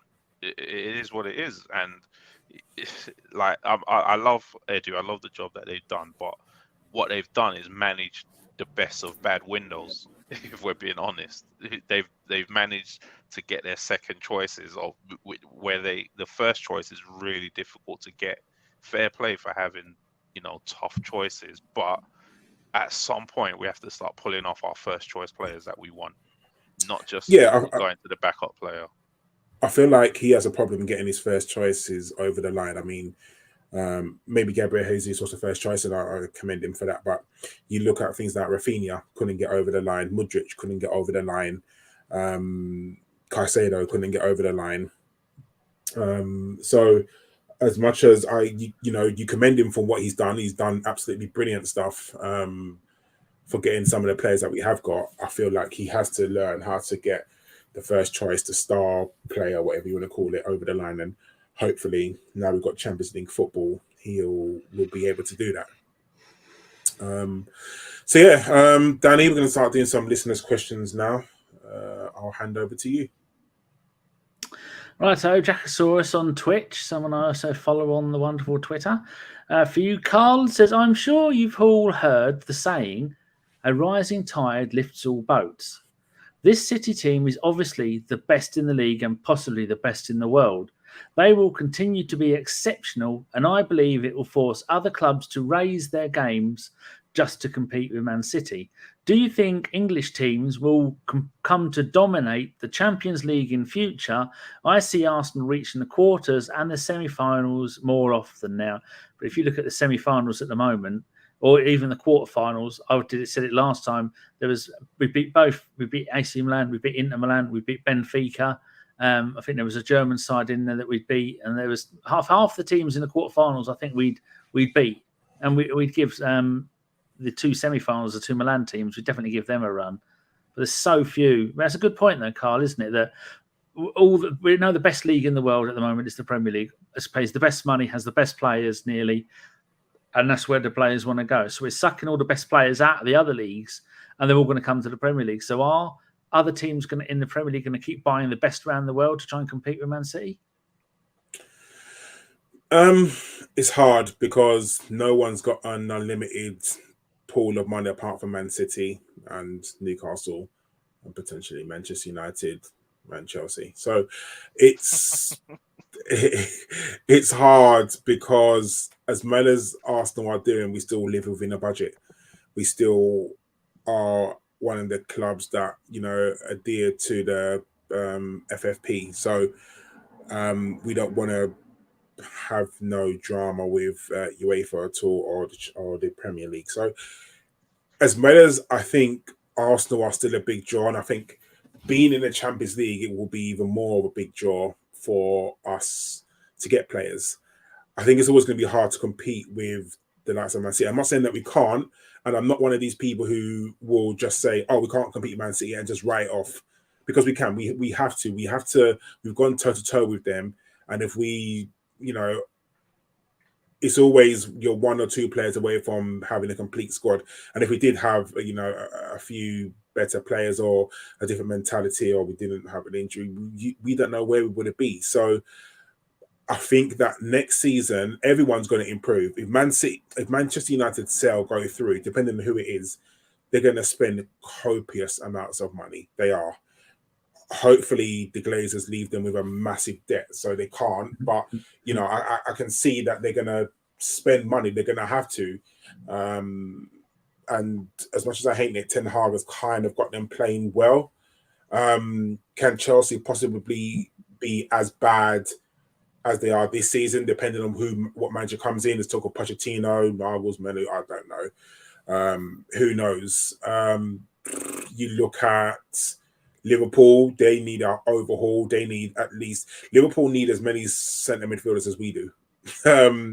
So the fight for centre mids are going to be fierce this season. Liverpool need loads. And you can't discount Newcastle, because Newcastle are going to spend money as well. Depending on what happens to Brighton. Brighton are going to spend money. Spurs need to get back up there. They're going to lose their marquee striker this season. So they're going to need to spend a lot of money because their teams are atrocious as well. So there's a lot of teams that are going to spend money to compete. It's going to be hard. But it's hard every season. But this is why we have a 38-game league. If people just ran into the league and just cakewalked it, it wouldn't be easy. If it wasn't for us, Man City would have won the league back in March. But December. We've kept them. We've kept it competitive. We are. I feel like we are slowly turning into a bit of a farmers' league. The same as we don't. The reason why I think I don't want Man City to win the league is because we don't want one team dominating, just like they do in France, just like they do in Germany. I don't want one team winning it over and over and over again. And we've made it competitive, and hopefully, going forward, we can keep on doing that. Hopefully, we are in one of the best positions to do it. I think to go and get Jude Bellingham, that'll sort us out for the next decade. Question for you, Nick, from Charles. He says, one question to you, mates. Chelsea won the league without playing in the Champions League with Conte after Jose Mourinho fiasco and got sacked that year. Why can't Arsenal fans classify this year as a massive disappointment or opportunity lost? I think they are. I think it's an opportunity lost because I wouldn't say it was there for us to win easily, but I think we could have done better. And the fact it's only us and Man City going for it this year, that's at best, in theory, a 50-50 chance. Whereas next year, like I said, Chelsea are going to be better in the league next year. Liverpool, they're going to rebuild, so you think they're probably going to be better. Man U, depending on the owners, they'll probably be better next year. Newcastle, God knows what the hell they're going to do. And Man City are still going to be a juggernaut. So, whereas this year, it was just us and Man City for most of the league going for it.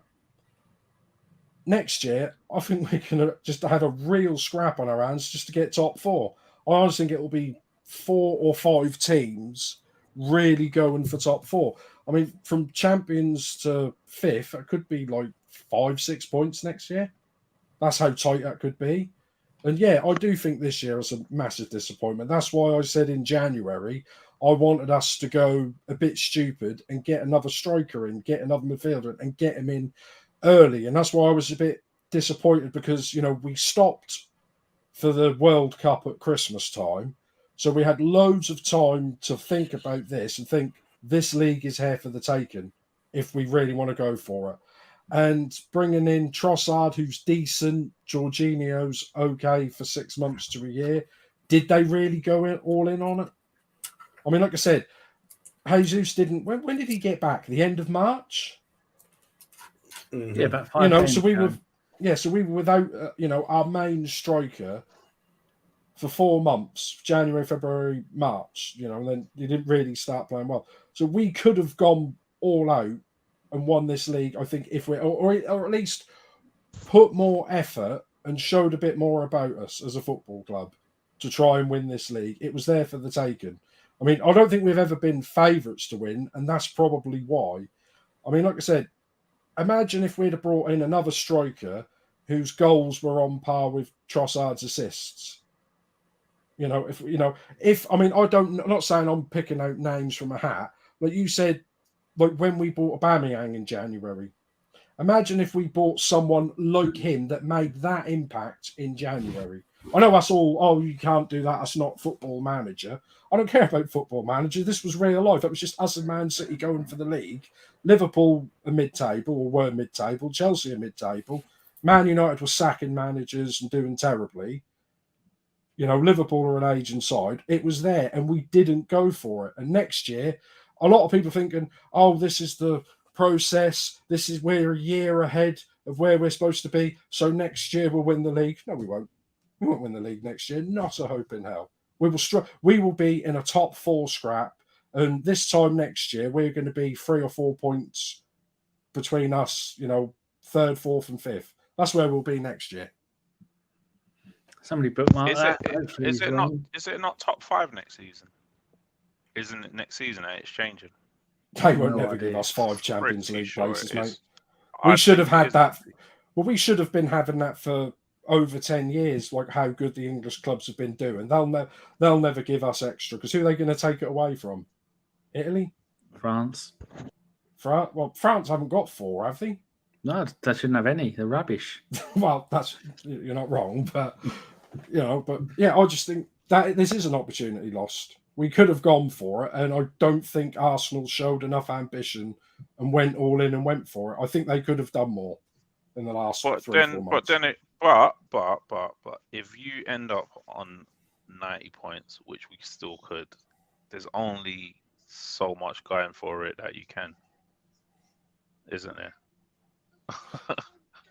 Yeah, but I mean, we're talking theory, though, aren't we, Femi? Like I said, in my head, we signed this super duper striker and we score all these goals. We beat Liverpool. We beat West Ham. We beat them. But is it scoring goals that's an issue, or is it defending? I don't know if we scored. I think it was scoring goals at the start of the year and then became defending towards the end. It seems like as soon as we got Jesus back, Martinelli started playing well and scoring goals. Saka picked up his form, and then the defence fell to pieces. If you see what I mean, I just think if our defence, if we'd have improved the striking and the goal situation for the first 3 months of the year, you know, we'd have been double points clear of Man City. And like I said, it's a different game altogether. I mean, we had to beat Man City last week, didn't we? Whereas if we were over 10 points clear of them, we could have done everything we can to stop them playing and go for a draw. And that would have been a completely different game plan. But good points there. Question for you, Fem, from Loki. Oh, I didn't even know this was aimed at you. You get 2 questions. Loki says, could Femi straighten up that mirror, please? It bothers me. You know what? It's not even the mirror. It's me. The camera. It's the camera. It's my 2 screens. So I'm like looking all over the place. I'm trying to focus. I don't even know which camera to focus on because I got on a dual monitor. Yeah. I'll give you a proper question then from Craig Barlow.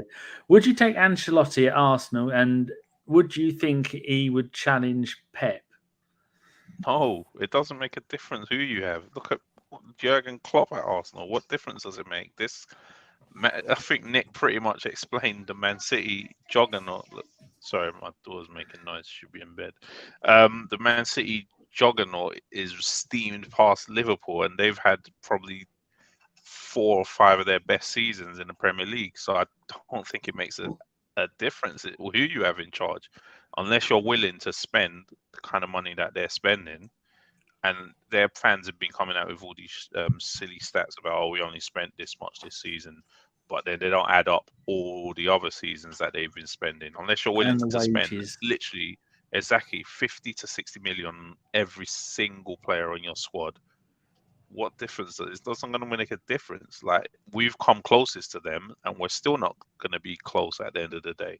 So, and that's with us having an almost perfect season in some ways. I know we dropped points a bit, but you know, it's been pretty much almost perfect, especially in the first half of the season, and you're still not close to them. Come on, it's. I don't think it makes a difference. Look at the job Ancelotti did at Chelsea and Everton. You know, but that was Chelsea during.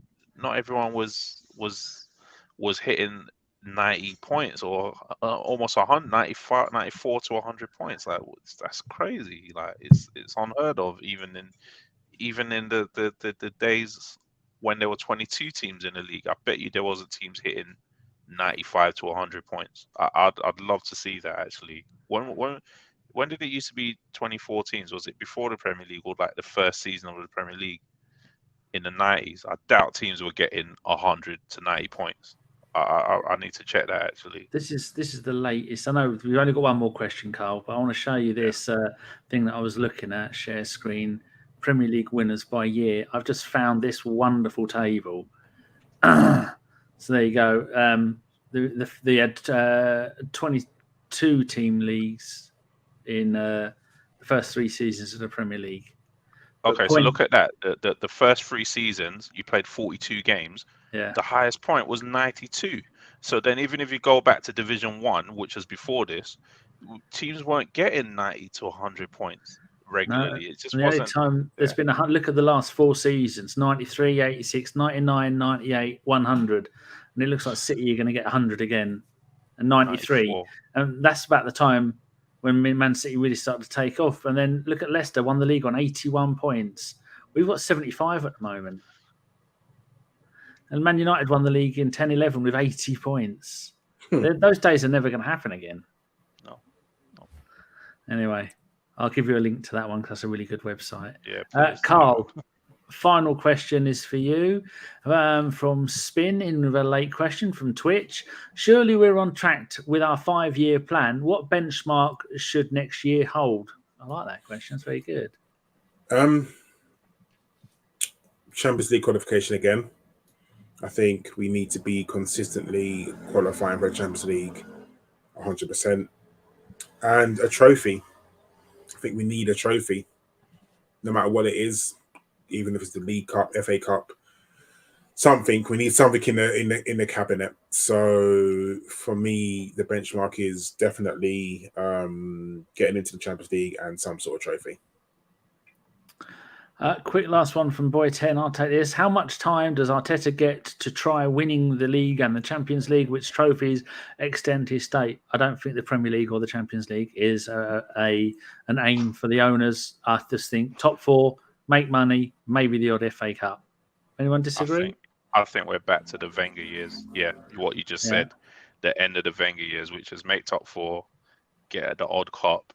I mean, winning the league and the Champions League, if you're setting that as a barometer for Arsenal, it's not going to happen. That's just not, like we just explained. It's like you have to be almost perfect to do that. Winning the Champions League, I mean, once you get to the quarterfinals, you better be really, really good because the luck doesn't take you through in the Champions League anymore.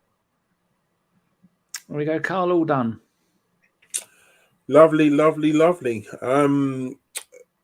Thank you for everyone for tuning in to us. No matter what podcast, however you listen to this, give us a like, whether it be YouTube, Spotify, Apple, no matter where you listen to this, give us a like.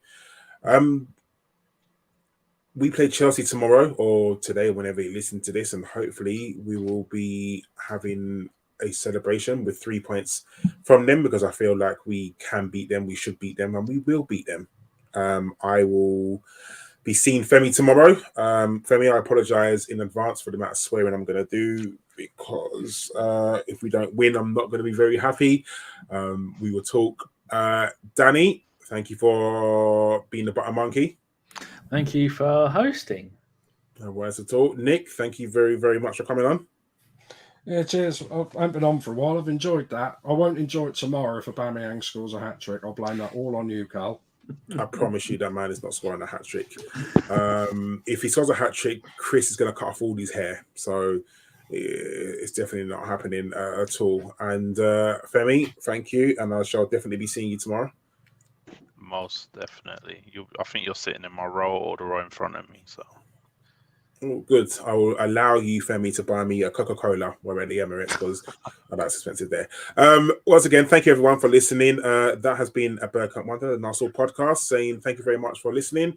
And we shall see you tomorrow with is there a post-game, Danny?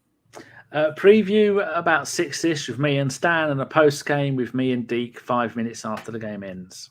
Lovely, lovely, lovely. Thank you, everyone. Take care. See you later. Bergkamp. As soon as I scored that goal, I was fucking livid. Get down, dog. Splendid business.